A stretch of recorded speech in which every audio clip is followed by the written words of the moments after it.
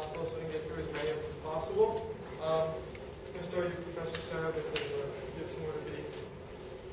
So, Dr. Sarah, you've done research on countries with some of the lowest literacy rates in the world. Benin at 41.7%, Burkina Faso at 28.7%, Cameroon, which is a little higher at 70.7%, Mali at 26.2%. Going back to TED.com, I always think of Dr. Hans Rosling on TED.com when he talks about this is not an Africa problem, it's a country problem, as opposed to, we tend to think of, literacy, AIDS, poverty as this is a sub-Saharan Africa problem, or this is a world problem. And he's like, this is not an Africa problem. This is a country problem. That being said, what is not being done in or for these countries to significantly raise the literacy rates to levels even comparable to the rest of the world? And I might want to get there. No, I will give.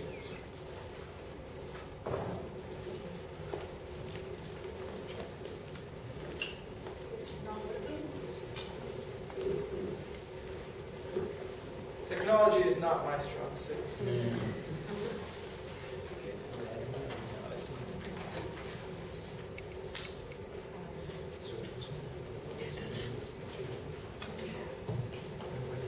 Can you hear me?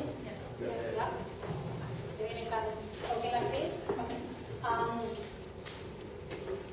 So I'll put up the question again. Now, let's take the case of Mali. Okay? School enrollment has gone up tremendously recently, and official statistics says it's upward in the 90%, some people say less, there's a lot of problem with data.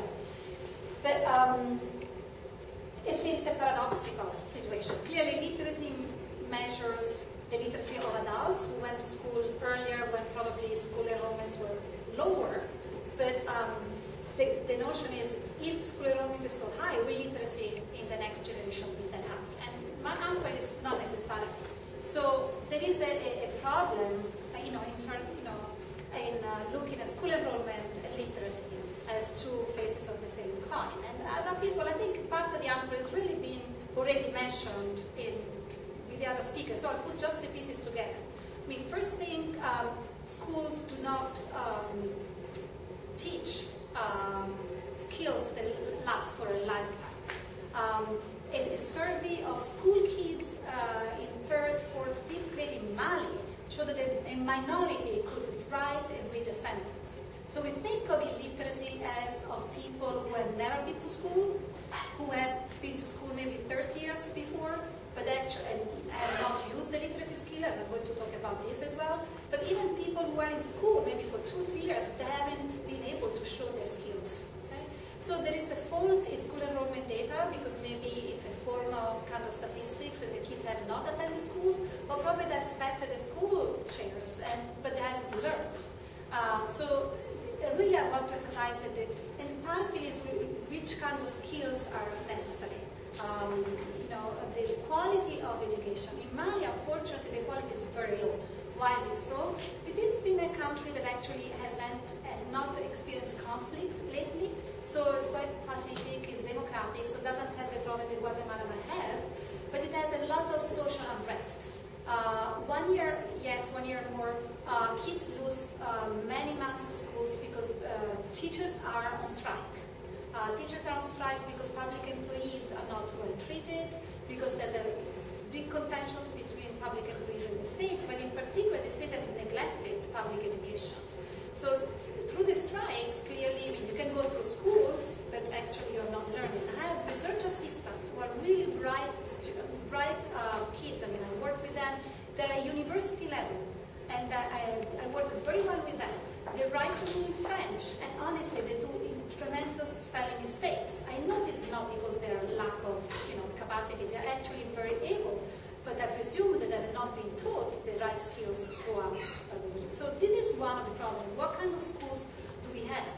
And do they teach what we want them to teach? And that's why I really insist that the emphasis on data on school enrollment do not really tell you where the country is really making progress. And so putting more resources into understand and improve school system is a challenge that every country faces. I mean, I grew up in Italy, and we had this problem in USA. There's all this problem of, here in Florida, where the FCAT really measures skills and whether it diverts attention of teachers away from really what should be the skills. I mean, here probably a minor problem confronted with those in Mali, but I'm just saying that it's a different entity. But then there's this other issue that is also very important in Mali, that people might have gone through a first cycle of schools, and then they go on into a life where they don't use literacy skills. They use it very little, and so they become sort of de facto illiterate people. And so literacy is about society. A lot of people say it's about uses of skills. If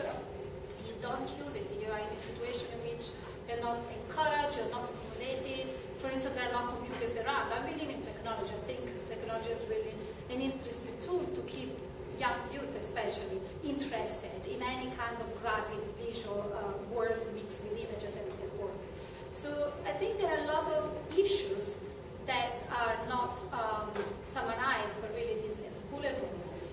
In a country which, I repeat, there is peace, there is democracy, there is a lot of consensus among donors of where to go, but still there are these issues. So stop here. Actually, I wanted just to show you, if I may, because given that I left part of the presentation for now, and I might not have occasion to go back to it. This is, there are different levels at which you can tackle these issues. So one is, really this level of universal school attendance. A lot of school organizations, I mean, I'm saying because a lot of student organizations are really sensitive to the issues and want to promote school attendance among children in Guatemala and in other parts of the world, in Africa and so forth. And they face they reflect on the kind of barriers that prevents children from attending school. So they're really important, cost of schooling, child labor, discrimination, insufficient schools, so they have to go long distances. These are really the first kind of obstacles you find. But as I was saying, in many African countries, these have partly been challenged or in a way overcome, but the attention should really focus on the other sort of higher level. And I'm not downplaying things. Actually, there are still a lot of challenges at this level. But while you tackle this level, one has to think also higher levels to provide good learning outcomes. So it's about teachers' quality, the question of curriculum, which is a lifelong, a very universal problem. What is a curriculum adequate for a certain section of the population, for a certain region? And also, which language we want to teach? What kind of textbook? What kind of participation of parents and NGO and civil societies? Schools are not just students and teachers, it's a community kind of enterprise.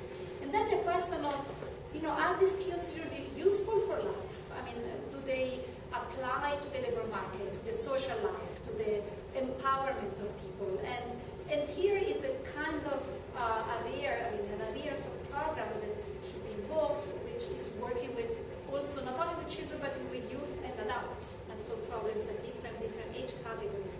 And then, for me as an economist, it's really important to understand that education doesn't exist in isolation, as to really be in tune with employment, with the labor markets and vice versa. So what kind of employment policies the state promotes, and speaking also in terms of integrated development, literacy as part and education as part of a wider set of requirements for a society to fulfill their goals.